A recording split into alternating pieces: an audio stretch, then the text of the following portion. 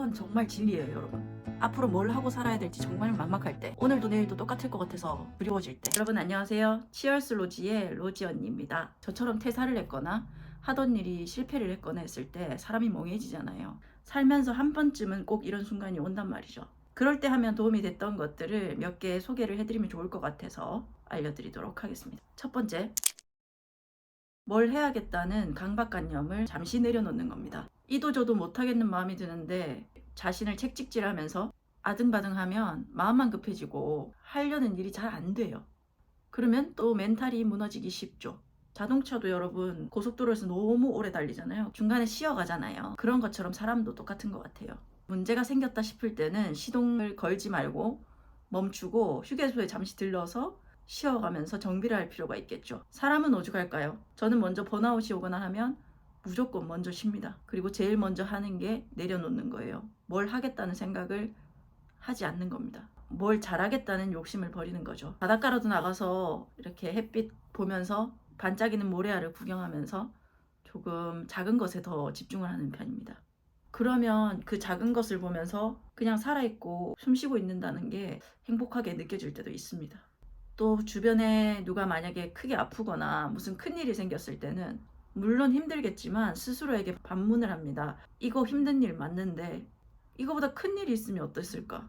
뭐 예를 들어 제가 갑자기 눈이 안 보인다거나 그래서 아무것도 할 수가 없었다면 어땠을까? 그런 것을 생각하면서 지금 당장을 감사하게 되는 거죠. 그러면 조금씩 기운이 나기 시작합니다. 두 번째는 오히려 좋아 연습입니다. 이런 말 많이 들어보셨죠? 작은 것에 감사하기가 이제 연습이 좀 됐다면 불행이 딱 닥쳤을 때 오히려 역발상을 하게 됩니다. 예를 들어서 제가 창업에 실패하게 됐을 때 1년 동안 최선을 다해서 준비를 했는데 시작도 못하게 됐어요. 이럴 때 저는 일단 현실을 직시합니다. 상황이 지금 이렇게 된 거구나 하고 마음을 다잡고 그 상황에 대한 역발상으로 장점을 최대한 찾습니다. 사업 계획서도 공부를 하게 됐고 상권 분석도 다 이제 공부를 하게 됐고 부동산에 대해서도 조금 알게 됐어요. 그렇게 공부한 것들은 아직 제가 갖고 있는 거죠. 자산인 거죠.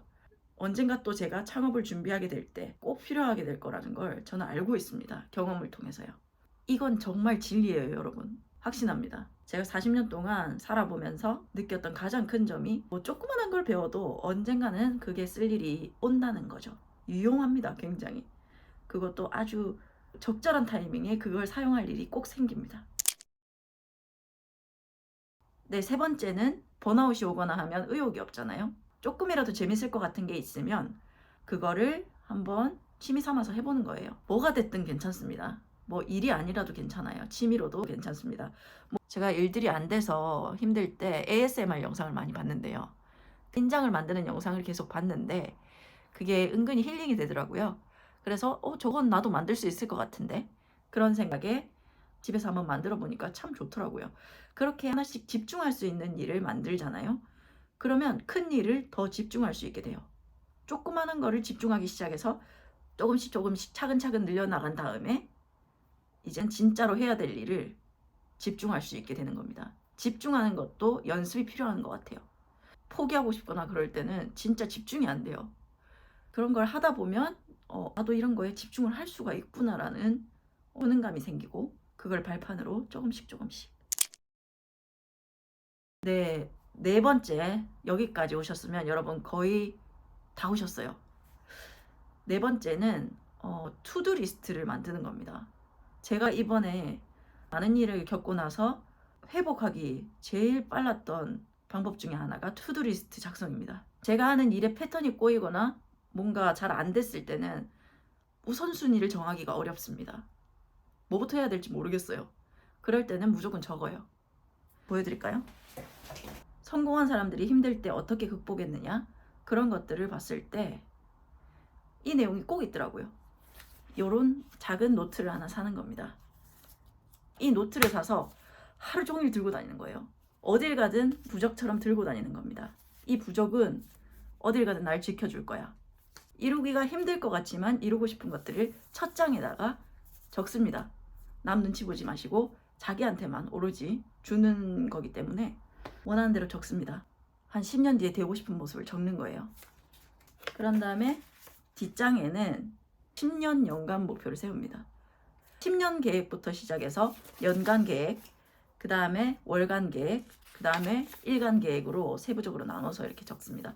그래서 많지 않죠. 하루에 할 일이 많지 않습니다. 많이 적지 마시고 진짜 해야만 할 것들 4-5가지 정도만으로 먼저 시작을 해보세요. 열심히 공부하고 개발하고 그런 게 아니라도 괜찮습니다.